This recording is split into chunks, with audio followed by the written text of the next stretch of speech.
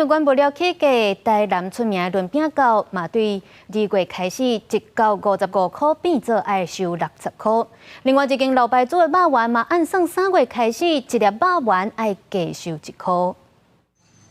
甲猪肉、卵丝、豆干、虾仔甲红地豆包包做伙，佮野瓜土豆腐润饼糕就完成啊！台南有名的金德润饼糕，毋但是清明节的食物，就连平常时啊也受到大家的欢迎。也毋过对这个月初开始，价格有调整。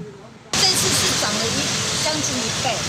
皇帝。对，皇帝豆啊，因为现在皇帝豆也没有什么货源啦，然后我们也都是我们的厂商都会帮我们调货嘛，他从台中调货的话，那成本一定是会提高的啊。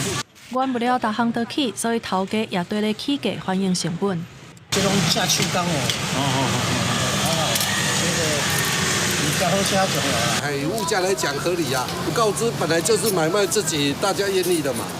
也那另外一间福记肉圆是伫个店口打广告，3月开始1份2粒的肉圆要对50块起到52块。口味对我来讲合我的胃口。它涨幅不大。1粒起1块。